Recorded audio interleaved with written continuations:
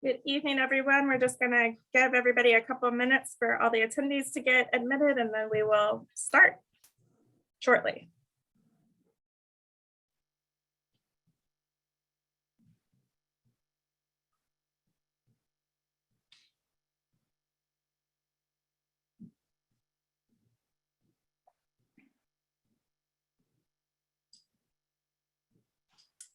All right, I am going to go ahead and share my screen. We'll get started.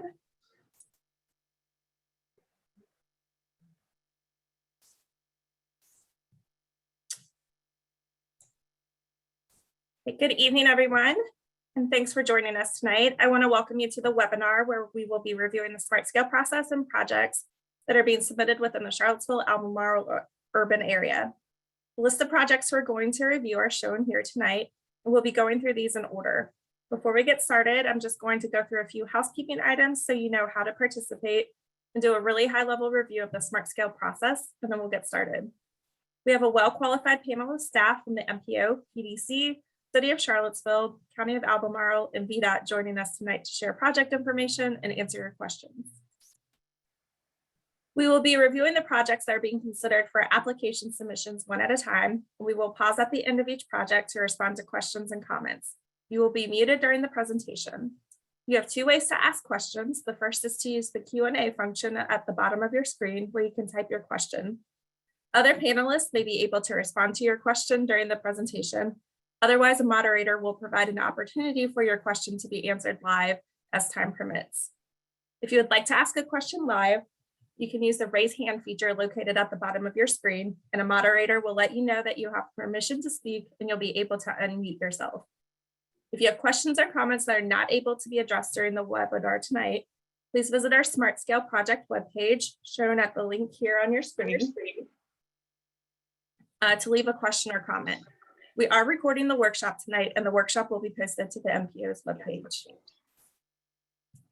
Just to help you get a sense of the project area, the red area on this map shows the Mpo Boundary, which consists of the City of Charlottesville and the urbanized portions of Albemarle County. The projects being discussed tonight are all within the red portions of the map. To start with, it's helpful to understand a little bit about the Smart Scale program. Smart Scale is the process that the state uses to prioritize and fund transportation projects. Eligible entities, which include local governments and regional bodies, such as the PDC and the Mpo, have the opportunity to submit applications for projects every 2 years. Projects are evaluated and given a benefit score based on how well the project meets needs in areas like safety, congestion relief, and economic development. This benefit score is then divided by the overall amount of funding that is being requested, and projects that have the highest benefit to cost ratio are recommended for funding. As mentioned, we have the opportunity to apply for funding every 2 years. This timeline shows the 2-year process of applying for project funding, evaluating and scoring projects, programming funding, and then preparing for the next cycle. The pre-application window opens on March 1st, and the project pre-applications need to be submitted by March 31st. The deadline for final applications to be submitted is August 1st. Projects will be scored by early 2023, and staff recommended funding scenarios will be presented to the Commonwealth Transportation Board. In June, the Commonwealth Transportation Board approves the 6-year improvement plan, which is when the project funding is committed. And just to be clear, that's June of 2023. There are 2 funding programs within Smart Scale, and each construction district receives its own allocation of resources. And then there is a statewide high priority projects program. Localities can submit projects in either category, either the district grant program or the high priority projects program, based on the type of need that the project addresses. Regional bodies like the PDC and the Mpo can only submit projects that meet needs on corridors of statewide significance or regional networks, and are eligible for project funding through the high priority projects program only. Funding is competitive, so it's important to remember that while we hope our region is very successful in receiving project funding, we are in some senses competing against each other for resources. The total funding available for projects within our Vdot construction district is around $27 million based on previous rounds. This includes the rural localities surrounding the Mpo area in our region, as well as other localities in the Culpeper district. The amount of funding available in the high priority projects program is $491 million. While this pot of funding is much larger, we are also competing statewide for these funds. I'm now going to turn the presentation over to Ryan, who will be taking over moderation of this meeting moving forward, and he'll be starting off by providing a high-level overview of all the projects in the MPO area. Thank you, Ms. Shackelford. Good evening. My name is Ryan Mickles. I'm a regional planner at the Thomas Jefferson Planning District and Charlottesville-Albemarle MPO. I will be your moderator for tonight's public webinar. I will monitor our time tonight, track questions and comments. I will first show you a comprehensive map. That's the map you see on the screen now of the Round 5 Smart Scale projects. On your screen is a map showing the 12 projects within the local area. As you can see, 5th Street Extended, Avon Street, Northern Charlottesville, and Vdot are project-focused areas. Our first project tonight is 5th Street Extended. The Virginia Department of Transportation completed a study in July 2021 of the 5th Street corridor. This map depicts the 5th Street Extension corridor and the project limits for the city, county, and MPO smart scale projects. I will now turn the presentation over to City and Vdot staff to review the improvements planned for the city project in the corridor. Thanks, Ryan. My name is Brennan Duncan. I'm the city traffic engineer here in the city of Charlottesville. The project that the city will be submitting for funding this year is 5th Street. We do currently have a funded project at the intersection of Cherry and Elliott. So we are looking to kind of connect to that already funded project and continue south, either to Bailey if costs are too high, or if we can fit it all in, we may go all the way down to Harris. So that's kind of the area that we're looking at. So again, this area, we're primarily focused on safety, congestion, pedestrian access, and bicycle access. We have had several severe accidents in the not too recent or not too distant past. So we're trying to look at that area and really look at the safety of this corridor. We do have a consultant that's on board to kind of narrow down what this project is going to look like. There will be future public meetings coming in probably April for public comment on what exactly this project is going to be before we do our final submittal in August. And so look forward to presenting and talking with the public at that point about, you know, what this project will fully be when it is submitted. So we don't really have a really good cost estimate or you know, entirety of what the project will be at this point. With that, I guess if there's any questions, feel free to put them in the Q&A section, and we can try and address any of those with this section of 5th Street.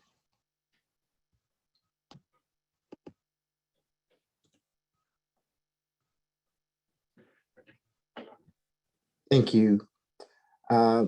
I'll next move on to the MPO project that's on 5th Street.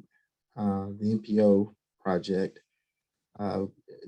originated from a study identified,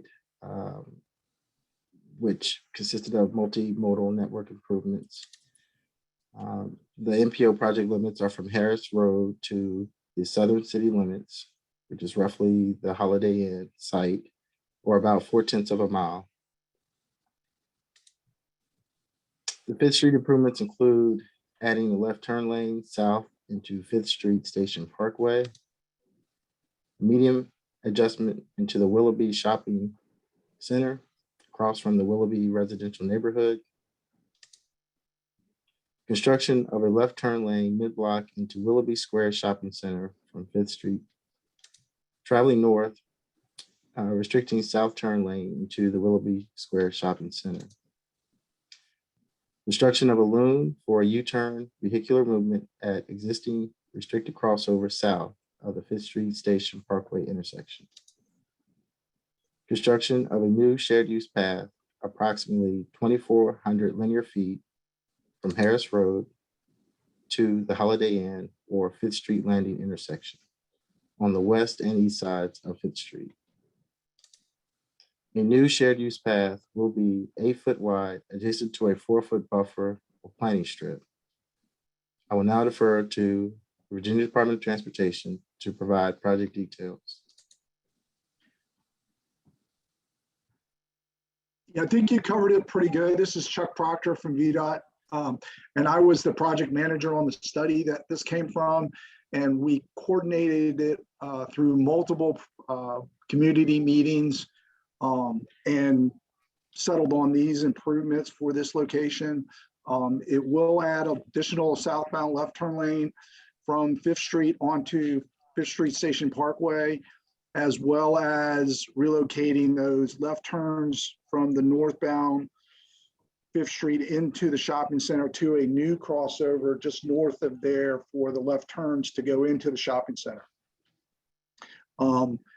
We also are adding the loom, like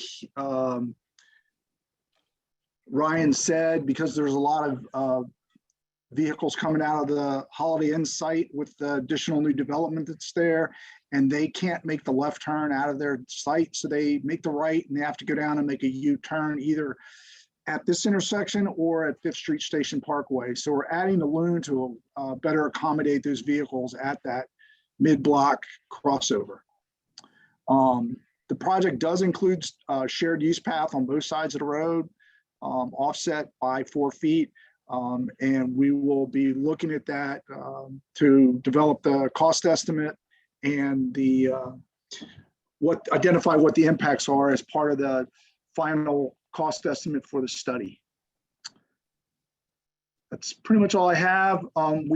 There is a project actually that was funded last round of Smart Scale to build a shared use path along Moores Creek that would connect over to 5th Street Station Parkway, and it ties in to the development just south of where this project ends. And we will look to connect to that shared use path as part of this study, so that you can go from the proposed shared use path that this plan is going to put in to the shared use path that's part of that 5th Street Hub project. Any questions?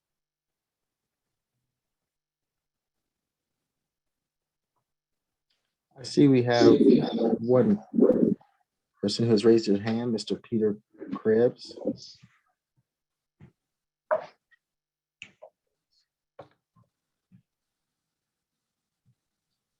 Hey, Chuck, thanks for the presentation. Quick question. Does this align with so there was the Vdot 5th Street corridor study, and there was also the city funded one that was from Harris to Harris. Does this sort of dovetail precisely with what was recommended in the city's 5th Street corridor plan? To a certain extent, it does. I think the city plan had on-street bike lanes, and we'll have to transition north of 5th Street Station Parkway with what the city is proposing from Harris down to Harris Road to make sure that it's integrated from there south. But that's basically what our plans are at this point. And this is what we worked out with the city when we were identifying the recommended improvements out of this study.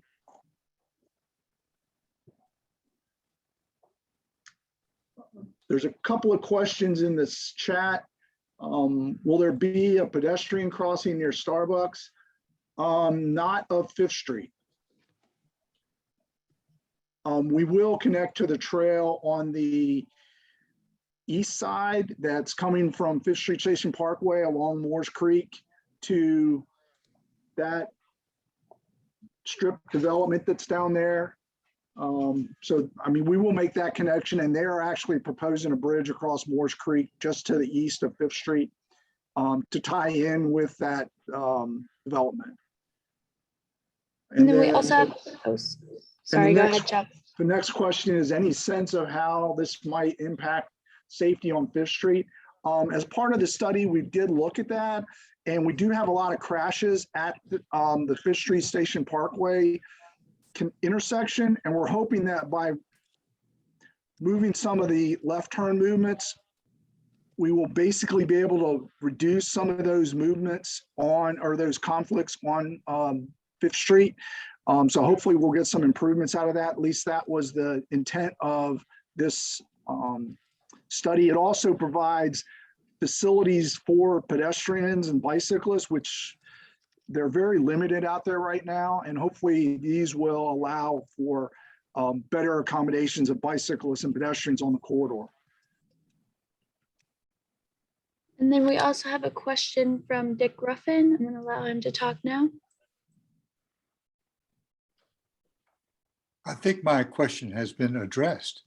It was the one about pedestrian crossing, because I was there just the other day, and having walked the Ravenna Trail to that area where the Starbucks is, and then one has to cross Fifth Street to begin the trail going towards Azalea Park. And I thought that might be dangerous. Yes, correct, it is. Eventually, I mean, there is crosswalks at Fifth Street Station Parkway, and we will definitely, we are looking to still include those with the study or with the project. And in the future, to the south, when we do the interchange improvements, which would be another project, we will look at pedestrian crossings at that location. But at this location where the Moores Creek crosses under Fifth Street, we're not looking at pedestrian crossings right at that location. Thank you. I think there was another question about, can you please clarify what you mean by restricted south turn lanes into Fifth Street Shopping Center? It's not to Fifth Street Station Shopping Center. It's to the, I guess, the Willoughby Shopping Center on the west side of Fifth Street. And what this project does at Fifth Street Station Parkway intersection, the northbound left turn lane on Fifth Street will be closed. And those left turns will go through the intersection and turn left at a new crossover that will be built between Fifth Street Station Parkway and Harris Road. So you can make the left turn at the north end of that shopping center and go in that way. Hopefully that answers your question. Thank you, Charles. To keep us on track with timing, I think, please, if you have any questions, please type them in and we'll try to address them. I would like to move on to the county's project on Fifth Street Extended. The project limits are from Stagecoach Road to Ambrose Commons.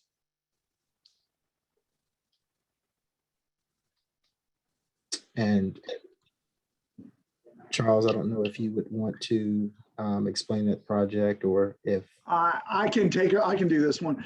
This is another portion of the Fifth Street corridor study that we did. Last round of Smart Scale, we did fund the roundabout, which is shown in the middle of the screen at Old Lynchburg Road and Fifth Street intersection. So that project is under design right now and should be built within 6 or 7 years. This project is mainly shared use path and all on the west side of the road. We're looking at from Old Lynchburg Road intersection southwards to the end of the project at Ambrose Commons. We're going to basically install a shared use path on the west side of the road, offset by a 6-foot buffer strip. We're also doing a road diet on that side. Right now it's southbound. It's basically a 4-lane road divided with 2 lanes in each direction. We're going to basically reduce it to 1 lane with a shoulder and basically the shared use path from Old Lynchburg Road all the way to Ambrose Commons. As part of that, we're also going to include crosswalks at Sunset extension, just the Sunset. And then down at Hickory, we're looking at a crossing of Old Lynchburg Road to get to the Hickory Road, which is access to the Southwood Mobile Home Park. So we want to give, there's a lot of people that actually come from that development and walk along the shoulder of the road north all the way into Charlottesville. So we're going to look at providing them a crossing there at that access. There's also between Old Lynchburg Road and Wahoo Lane or Wahoo Road, the developer on the north side is actually going to build the shared use path along his frontage. So this project's going to pick up from that point, which is Wahoo Way, and extend it all the way to Avon Court, which is basically across from Stagecoach Road to the north, and basically do the same thing. We're going to not reduce the road, but we're going to add the shared use path that's offset 6 foot from the road. Any questions on that?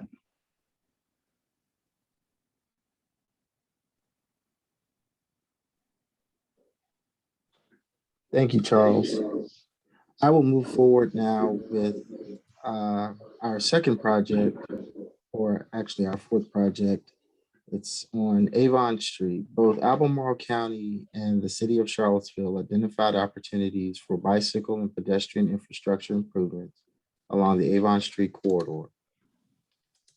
The project examined infrastructure improvements identified between Mill Creek Drive and Monticello Avenue to determine the highest priorities for the corridor and development of a competitive smart scale application. The Mpos Avon Street project limits are from Druid Avenue to 5th Street Station Parkway. In a moment, I'll have Mr. Proctor from the Virginia Department of Transportation provide you with the project details. But in general, the Avon Street project will include approximately 3,800 linear feet of new sidewalk construction on the west side from Druid Avenue to 5th Street Station Parkway. This includes approximately 925 linear feet of new sidewalk from Druid Avenue to Palatine Avenue on the west side. Approximately a 220-foot gap exists in the sidewalk network on the west side of Avon Street from the Morris Creek Bridge at Belmont Cottage Lane that the project will address.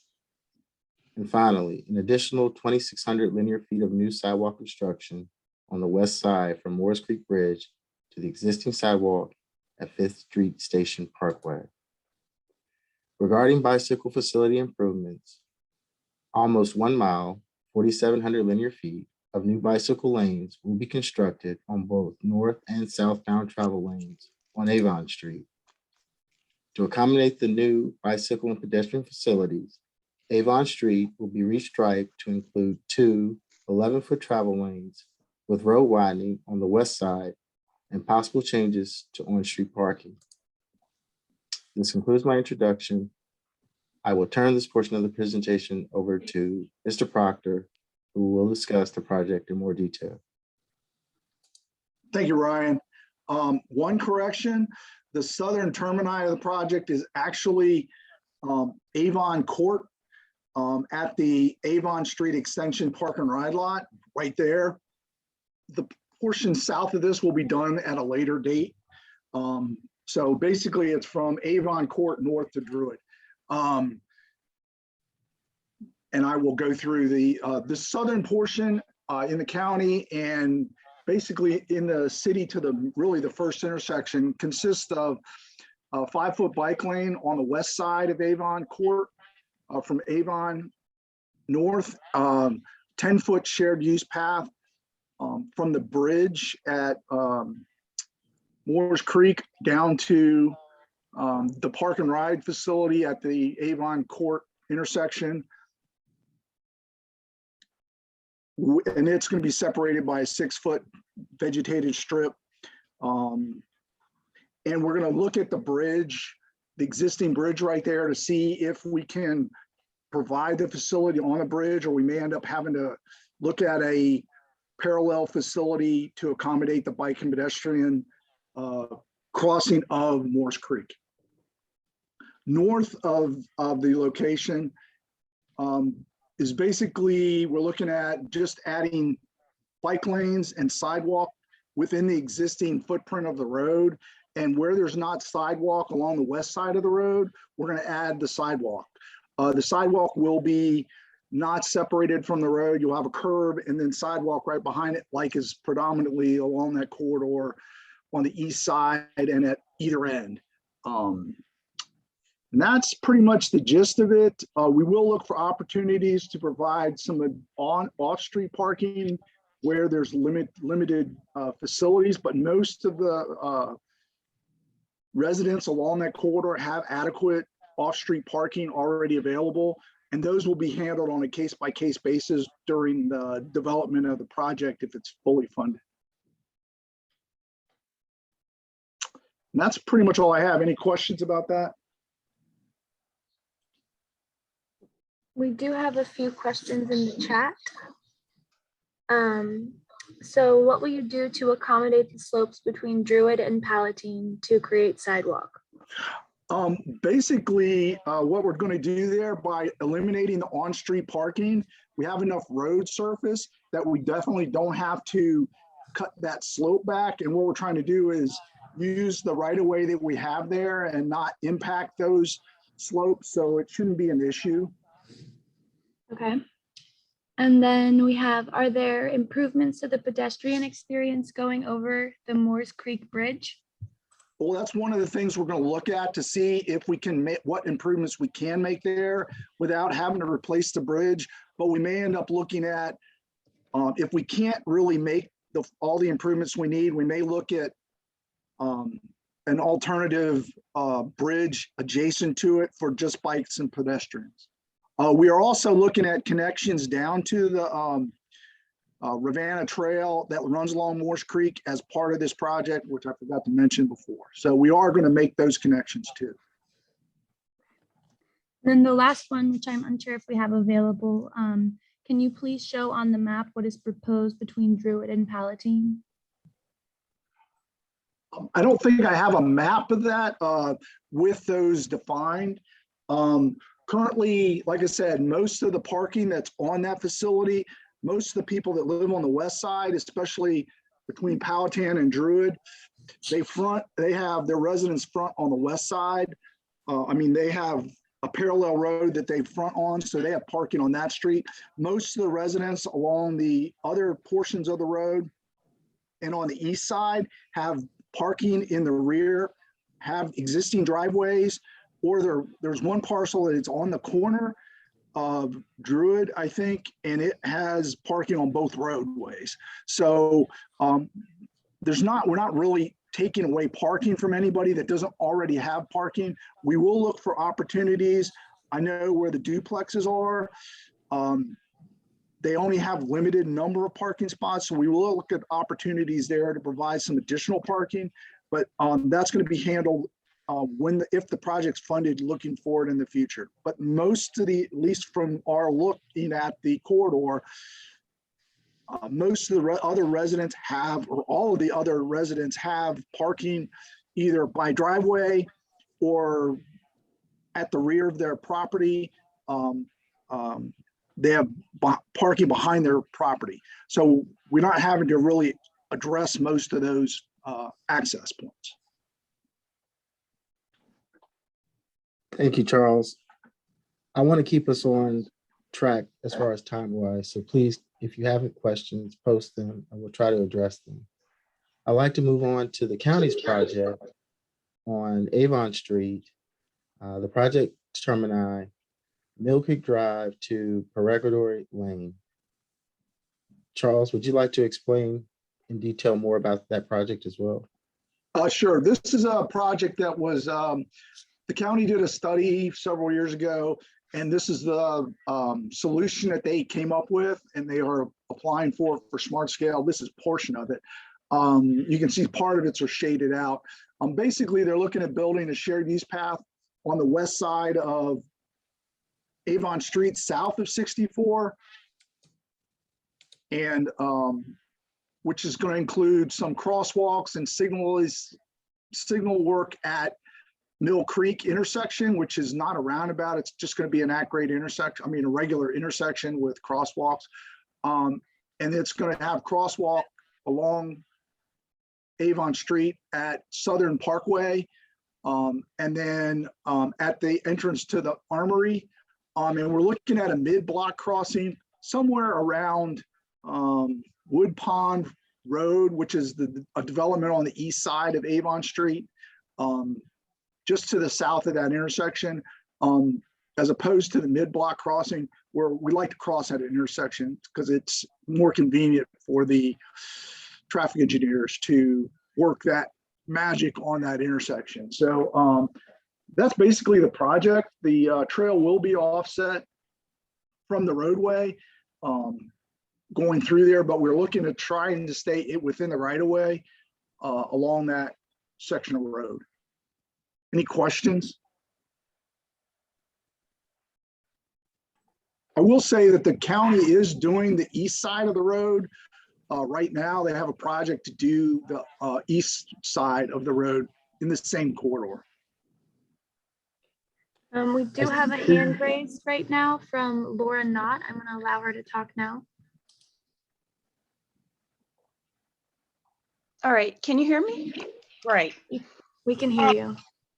I still wasn't finished with the improvements on Avon. Could I just get a clarification on that? Sure. I mean, what's your question? Well, I wanted to get back to the issue on how you're going to accommodate a sidewalk on the west side of Avon between Druid and Palatine. Is it your intention to cut into the slope and build a big retaining wall there? What are you going to do? There is no parking on that side of the street. Correct. can- We're going to remove the Just parking on the other. backyard. we're I'm gonna sorry. Sorry, we're Chuck, going to do you remove want me the to answer parking on the north side of the road. I mean, the east side of the road. So there won't be any on-street parking at all through that corridor. We're going to add the bike lanes and the sidewalk, the bike lanes and the two lanes, northbound and southbound, will fit in that pavement. So basically in that area between the road and where that embankment is the ditch section. And what we're going to do is we're going to put the drainage underground, and we're going to put curb and gutter and or curb and sidewalk on that side of the road where the current ditch is now. So we won't have to get into those slopes to actually build the improvements. Does that make sense or answer your question?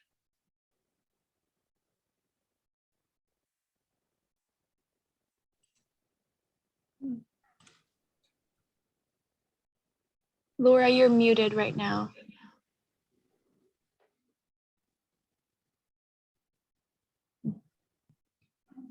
All right, I guess we should Okay. move on. Yeah, well, Laura, if your question isn't answered, please feel free to follow up with us after the meeting.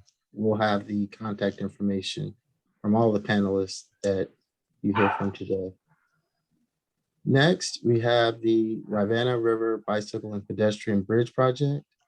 Ms. Sandy Shackelford is here to provide you with the presentation. Thank you, Ryan. This is a project to develop a bicycle and pedestrian bridge crossing across the Rivanna River between the Pantops and Woolen Mills areas. Two potential bridge alignments were identified as part of a feasibility study that was completed in 2020, as shown in red on the map here.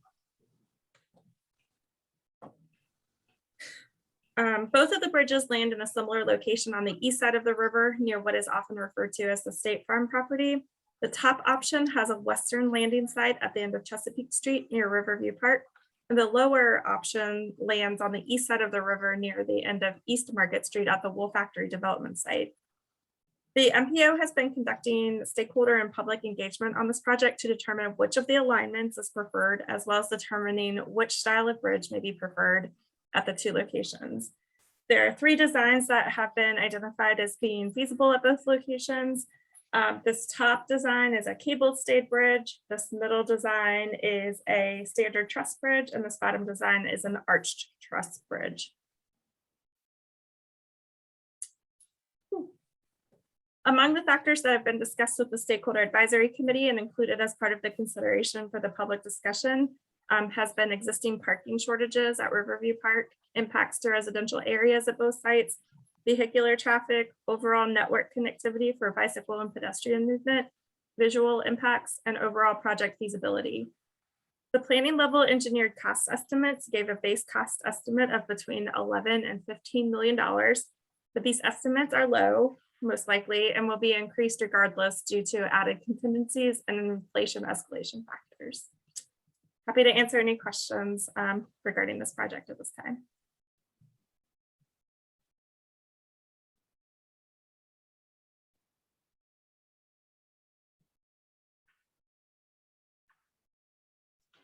Okay, thank you, Ms. Shackelford. I will provide an overview of the District Avenue Roundabout project, and I'll have the Virginia Department of Transportation inform you of the project details.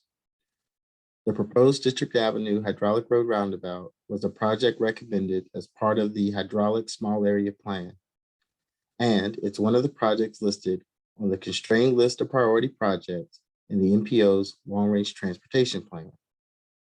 District Avenue is located about 0.2 of a mile west of Route 29 Seminole Trail off of Hydraulic Road. Across from District Avenue is Cedar Hill Road on the south side after crossing Hydraulic Road. The Virginia Department of Transportation 2020 traffic count data shows approximately 15,000 daily vehicle trips through this section. The proposed roundabout would help reduce delays at the intersection and improve overall traffic operations in the broader Hydraulic Road Route 29 area. In addition to the roundabout at the intersection of District Avenue and Hydraulic Road, a pork chop will be constructed to restrict direct access onto and off of the roundabout from Cedar Hill Road. Currently, there are sidewalks on the north and south sides of Hydraulic Road, as well as on District Avenue. Cyclists share the road with motor vehicles as there are no on or off-road dedicated facilities. The proposed District Avenue roundabout will have one single vehicular travel lane. Cyclists will be accommodated from Hydraulic Road to District Avenue with a 5-foot bicycle lane. The proposed roundabout will accommodate pedestrians and crosswalks will be installed at appropriate locations. I will now turn the presentation over to the Virginia Department of Transportation for more detailed information regarding the project. Thank you, Ryan. Yes, this was a project that was submitted as part of the Round 3 Smart Scale application for the Hydraulic 29 corridor study and projects. And it wasn't funded. So basically we're looking at funding it as a separate application. And like Ryan said, we are looking at converting this to a hybrid roundabout. It's going to have 2 through lanes on hydraulic and 1 lane north and south on that would tie into District Avenue. It will include bike and pedestrian, really pedestrian facilities and crosswalks within the project area of the project. We're actually modifying this concept that's shown here on the screen. Basically, the part to the east was part of a grade separated intersection that was proposed at Hydraulic, and that's not going to be, that wasn't funded. So we're going to basically revise that portion of it.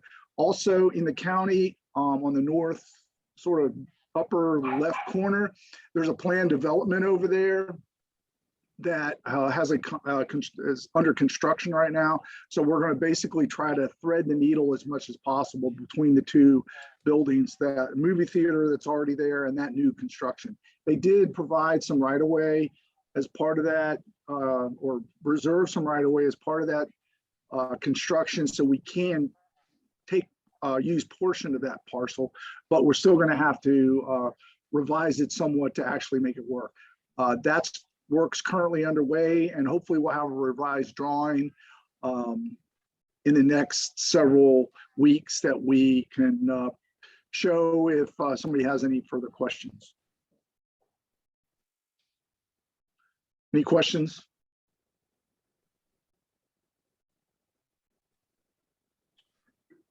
Thank you, Charles. Next, we have project US 250 Route 22 and US 250 Milton Drive intersection improvements. Hey, Ryan, Yes, there is one question on the Q&A.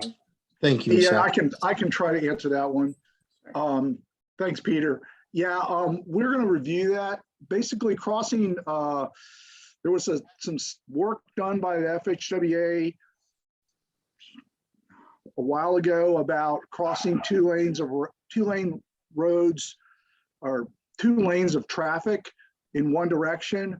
And we have to evaluate it to make sure that it's adequate for pedestrians. So we will look at that as part of the project. And if we need to include hawk signals or something like that, we will have to make that consideration during the design of the project to accommodate pedestrians crossing 2 travel lanes.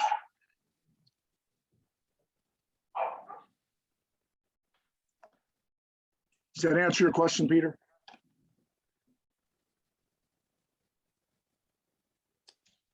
Yeah, I see. Yeah, Peter had just those. quick follow-up then. Is the theory then that, okay, so if we have a flashing beacon is what a hawk is.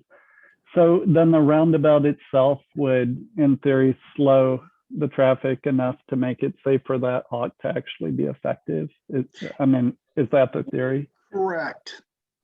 The way it works, and during the design, this was the original concept, and we're actually working with the consultant to develop it. Normally, we use a series of reverse curves to slow the traffic down at the approach, so that when they're entering the roundabout and circulating in the roundabout, they're traveling at about 25 miles an hour or less, which is significantly below the speed that's out there now.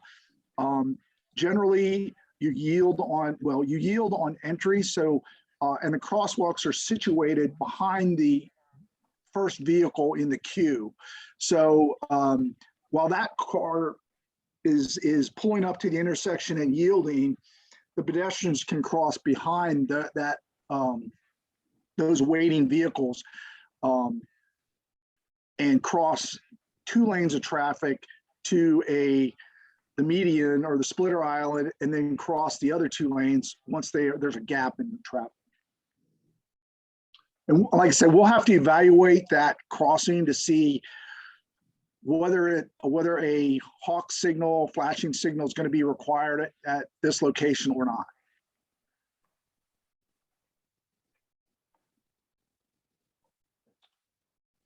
Thank you. Are there any other questions for Mr. Proctor? Okay, we're going to move on to the next project, US 250 Route 22 and US 250 Milton Drive intersection improvements.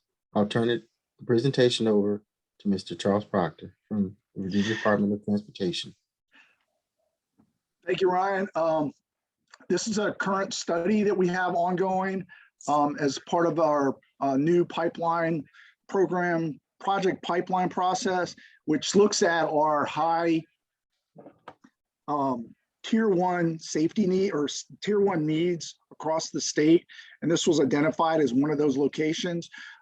So it's a study that's ongoing. These are the recommendations that were presented to the public for comment. And the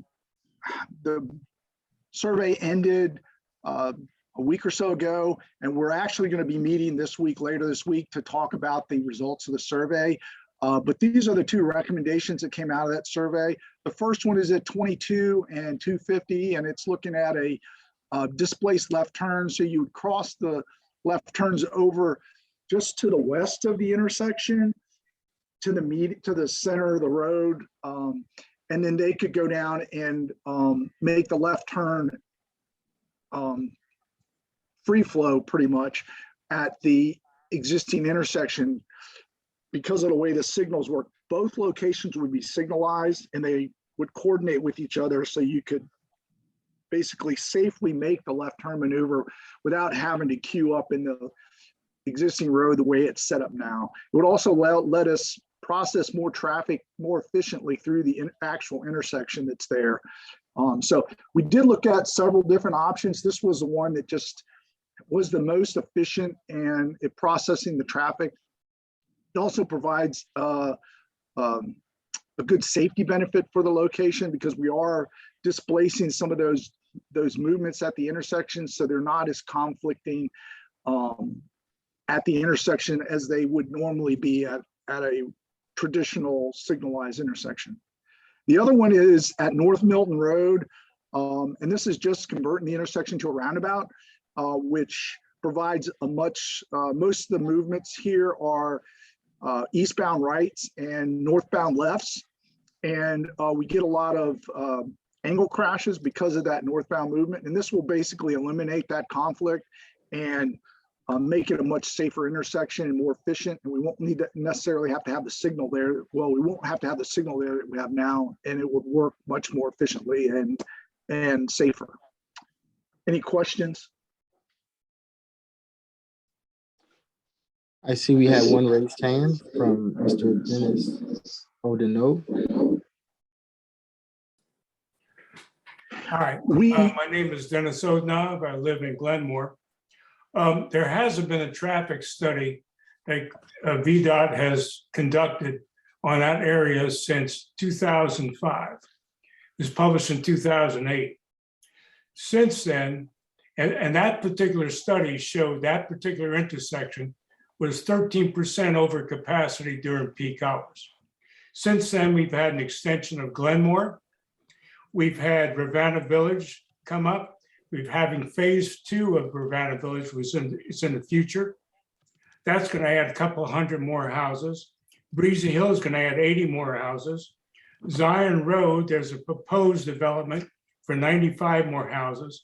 There's traffic coming from Lake Monticello, and there's traffic coming from as far away as Louisa. The reason I'm mentioning this is the existing traffic light right now at peak hours in the morning has a line around between 7 and around 7:45, has a line of cars which extends almost up to Glenmore exit, the Glenmore entrance rather, around 9/10 of a mile from that particular intersection. I'm concerned that this roundabout is not going to have sufficient capacity to move all of that traffic. You have Lake Monticello coming up Milton Road, you have everybody else coming from the east. And you have the same thing happening at evening commuting hours. Have you considered this? And don't you think there should be a traffic study, which is more up to date, which may address this problem? Yes, and as part of the study, we did update the traffic for both these locations, and we did conduct an extensive traffic analysis and to see if these would be effective improvements now and into the future. Can the public see that traffic study? Let's see. It should be available on the website. It's projectpipeline.org. And if you look under Culpeper, the study should be, well, the executive summary and the existing conditions report should be up there, that you can see the initial material that we provided. We're actually going to update it with a follow-up information once we get the results of the survey put together. We will be posting some additional information that talk about the solutions and the results of the survey. Is there going to be any change to the light that's at the intersection of Route 22 joining into Route 250, also where the Luxstone exit is? Correct. That's where we're looking at displaced left turn. So what we're going to do is basically the way it operates now, you have all the movements come to the one intersection. We did look at a roundabout at that location, but it didn't work very well. And we got failing levels of service out of it because of the truck numbers coming out of the quarry. But this concept seemed to work much better.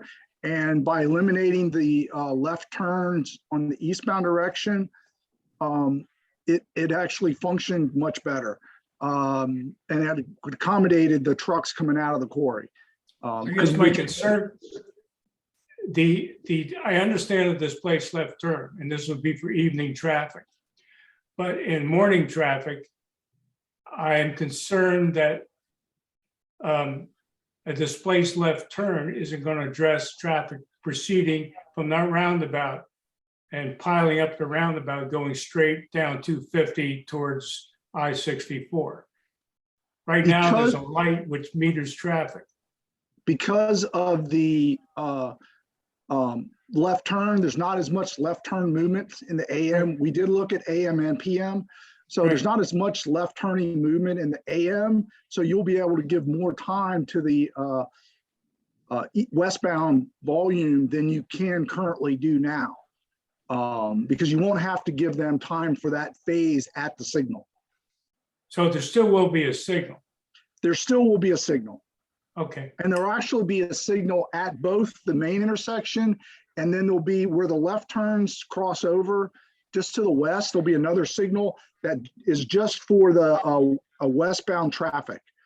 So it'll go for the westbound merge lane, which is there now, and they will alternate with the left turning crossover traffic. And finally, thank you.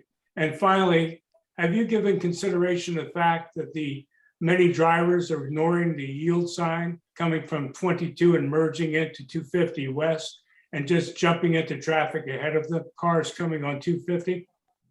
Yes, we did consider that, and that's why that part, that would be signalized now, so they would have to stop when the through lane goes, so that that merge is not, it's not really going to be a merge anymore. Good, thank you. That answers my questions. Okay. There is one more question on this one from Lori Hackney. Yeah, okay. Would you like to know, we would like to know what happens to the property at Shadwell Station Lane. Is that the gas station on the north side of the road? I think that will be, they will still have access. We'll have to have a discussion about that because I'm not sure, can we shift south on Milton? This is a residential entrance, that has tractor trailers, livestock trailers in and out, and someone be coming to discuss this with our landowners. We will have outreach to the property owner. I think this is a property on the north side of the road off of 250.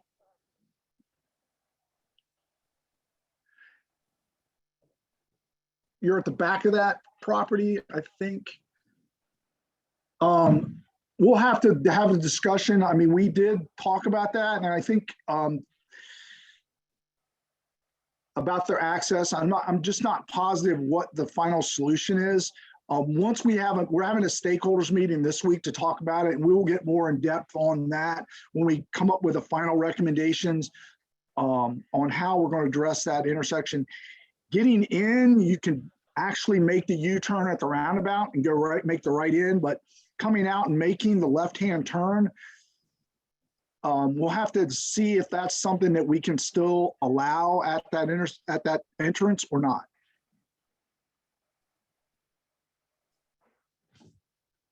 Thank you, Mr. Chuck Proctor. We will move on for the sake of time and to stay on track with our agenda to the next project, which is US 250 corridor improvements, Hanson Road to Peter Jefferson Parkway.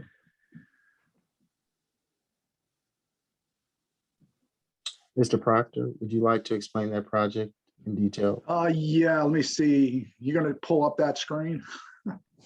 Sure. One moment. Yeah, this is another pipeline study project, similar to one we just talked about that was done for the section of road from Hanson's Road east to Hanson's Mountain Road. And for the most part, traffic engineering and had done a signal timing plan. They just completed it and implemented it this past year. So that addressed the operational concerns that we had about the corridor, but we still had some safety and some pedestrian and TDM improvements that we wanted to try to address. And most of what we're proposing and we had discussed as part of the survey that was just wrapped up was about pedestrian crossings at Rolkin Road and 250. And to the lower left corner, we're looking at a crosswalk on the east side of that intersection and the south side to accommodate pedestrians crossing at grade at that location. The middle section, we're looking at closing the crossover that currently services the Hilton. That's between Pantops Mountain Road and Peter Jefferson Parkway. There's an unsignalized crossover there that's just access to that hotel. They also have connections on both roads. So that showed up as a safety need. So we're recommending closing that crossover. And then the other improvements were down at Peter Jefferson Parkway, and we had two proposed improvements recommended. One was adding a right turn lane to the eastbound approach on 250 to Peter Jefferson Parkway. And the other one was to do what we call a through cut, which eliminates the through movements from Glen Orkey to Peter Jefferson Parkway. And the left turns can still go in for all the approaches, but the through movements between the two is not permitted. What that does is it allows us to better phase the signal timing and give us more green time for the left turns from 250 onto Peter Jefferson Parkway, as well as the ones from 250 or Peter Jefferson Parkway onto 250, because there's a lot of left turns and a lot of right turns from Peter Jefferson Parkway onto 250. So it better accommodates those movements and it gives us more functionality of the intersection and better operations. That's pretty much all I have with this study. We are looking at sidewalks along 250 between Rolkin and State Farm, and then possibly from State Farm to the east. We are also looking at some opportunities for park and ride lots in the area. One of the locations we looked at was possibly State Farm. The other second location was there on the north side of Peter Jefferson Parkway, Glen Orkey, to the parcel that's to the west of Glen Orkey. That was one of the locations that was identified. We're also looking at a location south of 64 on the southeast or southwest side of 250. And those were three locations that we identified, and we were looking for recommendations from the public, and I'll just have to look at the data to see what it says before we move forward with any one of those locations.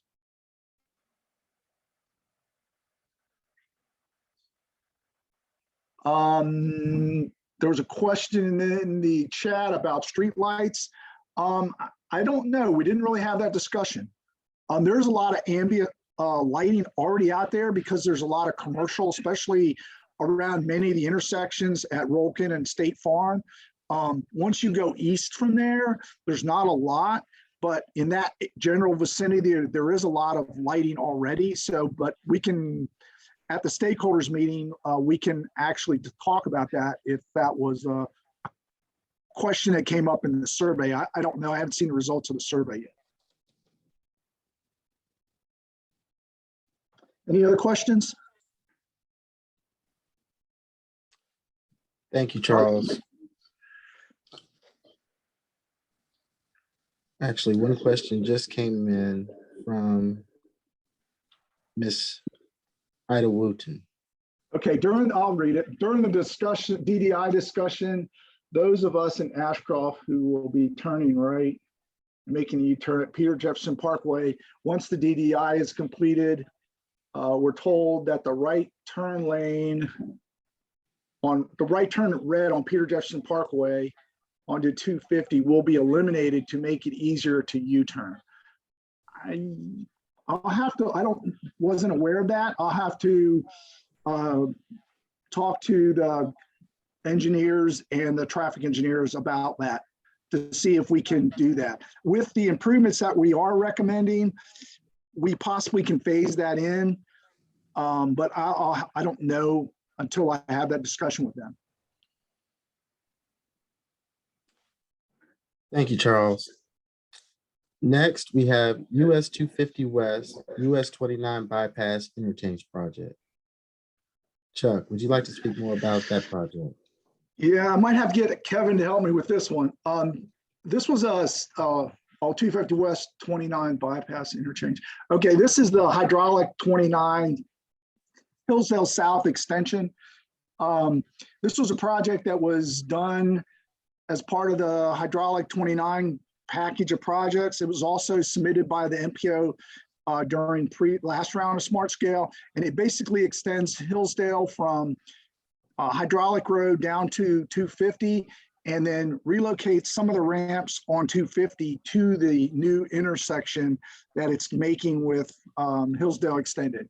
It also includes some improvements on Holiday Drive as part of that connection, because Holiday will basically be one of those ramps or one of those roadways that will be utilized to access 250 from 29. It does include bike and pedestrian facilities along the corridor between between Hydraulic and Holiday, as well as a connection into the Kroger Shopping Center on the south side. Any questions on this one?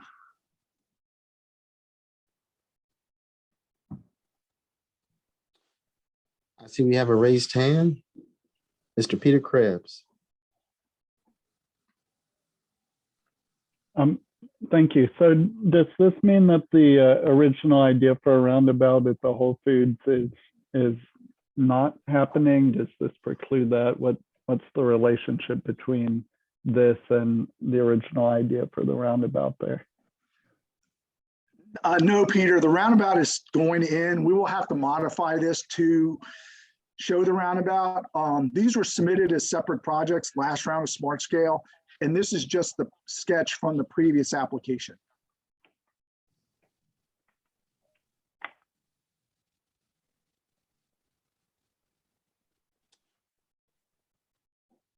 Okay, if there are no more questions regarding this project, we'll move to our next project.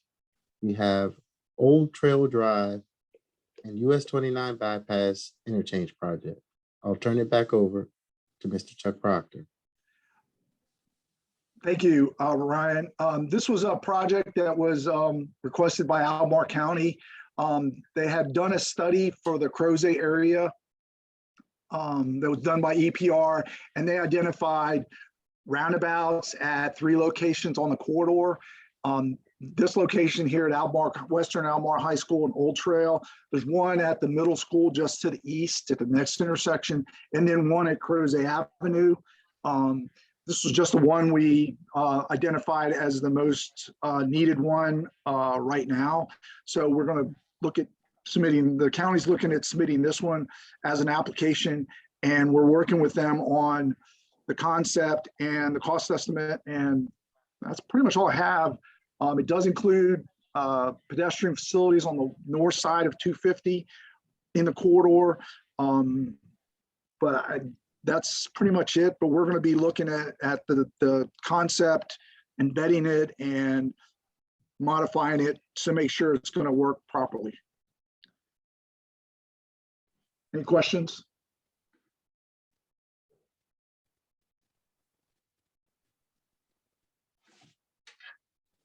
Yes, a question has just come in from Mr. Peter Krebs. I would love to see the school connected for future safe routes to school projects. We will do that in the future, but like I said, this is just for this part of the intersection. Possibly next round, we'll just have to have that discussion with the county on the order at which they get submitted. I mean, Kevin might be able to answer some of that. I know that they want to get them done, but they can't do them all at one time. Yes, I can expand on that. This is Kevin McDermott. I'm the planning manager at Albemarle County and worked on some of the studies for this intersection. I think what Mr. Krebs is referring to is that this figure that we see on the screen right now doesn't seem to show any pedestrian connections across 250. This was a very early concept, and I think the county would want to work to make sure that there is a pedestrian crossing included in this because of the number of students that walk to Western Albemarle from the Old Trail area, and making sure that those are connected for pedestrian activity. So that'll be something that we definitely look at as we're moving this design from this early concept into the actual application.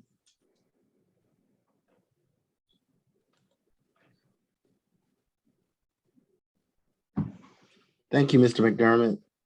Are there any questions?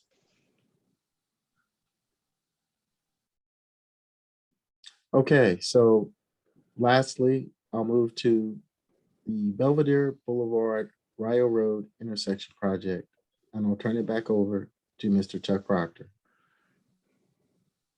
Thank you, Ryan. This is another project we did a study here for last round of Smart Scale and recommended an R cut. The county took what we did and as part of their study of Rio corridor, they wanted to look at a R cut at this, a green T at this location. And so that's what we're pursuing at this point. As part of that, we're not really going to be doing the stuff on the south side that's depicted in the slide, which is the church and K-Tech. Those entrances will remain the same. We're mainly just focusing on the median and the stuff on the north side of the roadway. And then as part of that, we're also looking at, because the access is getting disrupted for the church, we are looking at making some minor improvements to the cul-de-sac or to the entrance at Greenbrier Terrace, which is shown on the right here. We are going to put a loon in there. It may be a little smaller than this. We're just going to have to evaluate it to see, based on the design vehicle, what would need to be built there for that access point. But with the green T, you don't have a lot of larger vehicles having to make this maneuver, so we'll size this appropriately. That's pretty much all I have. Any questions about that? Kevin, you want to add anything? No, I think you covered that one well, Chuck. Okay, I see that there are two people that raised their hands. I'll start with Mr. William Buchanan. Can you hear me? Yes, sir. Okay. I'm curious. We're like at least 3/8 of a mile away from there, away from this this green line. And I'm seeing that we are considered to be within the 500-foot buffer. We're located on Tarleton Drive at 2135. I'm trying to understand how we're in that 500-foot buffer. Thank you, Mr. Buchanan. We as staff will check our contact listing for that project. Okay. But it doesn't seem logical, but just let me know. Yes, sir. Also, Miss Judy Schlussel, your hand is raised. It's actually Kent Slushel. If you want to make a left turn from Belvedere towards John Warner Parkway or Railroad East, you go make a right turn, and within about 300 feet, you got to go over 2 lanes to make a U-turn. Is that correct? No. Basically at Belvedere, you will be able to make the left-hand turn. the way the green T works is for Belvedere, you can still make the left turns in and the left turns out and the right turns in and right turns out. But for the church on the opposite side of the road, they would be restricted to a right in, right out. Okay, so we're looking at the left-hand diagram as opposed to the right-hand diagram? Correct. The left-hand diagram shows the green T. The right-hand diagram is just the U-turns for if people want to go to the church and they're coming from Rio Road East, they're going to have to go through the intersection down to the Greenbrier Terrace and make a U-turn and come back and then enter the church parking lot. Okay, thank you. And we also have a Mr. question. Peter Thompson.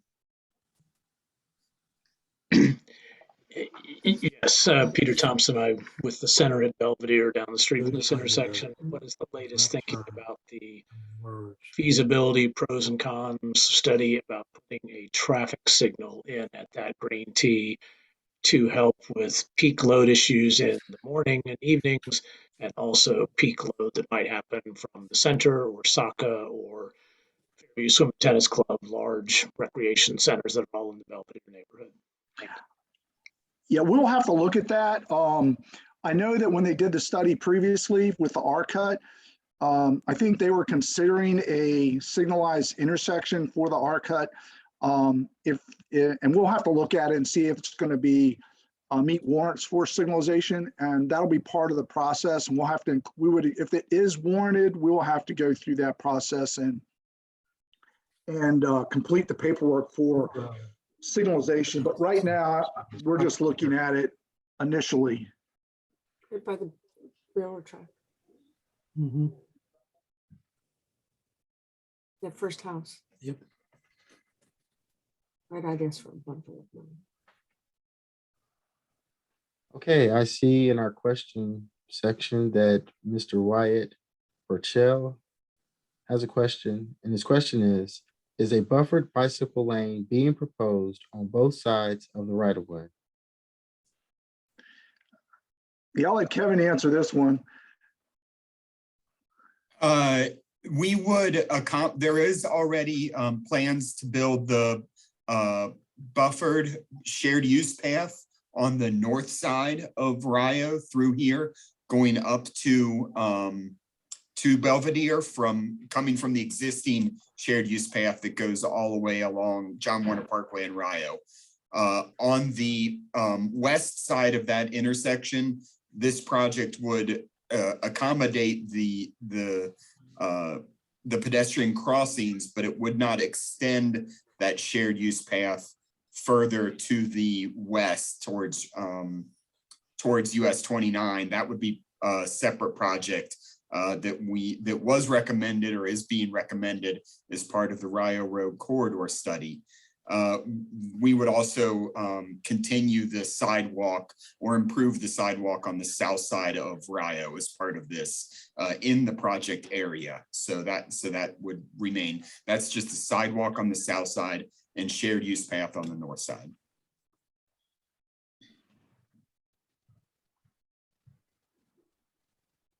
Thank you, Mr. McDermott.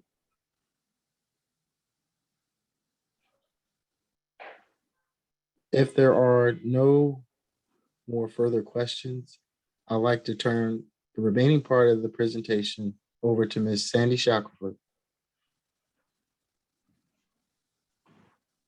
Thanks, Ryan. Before we wrap up, are there any outstanding questions on the process or any of the projects that you all would like to go back to at this point before we wrap up, since we have a few more minutes?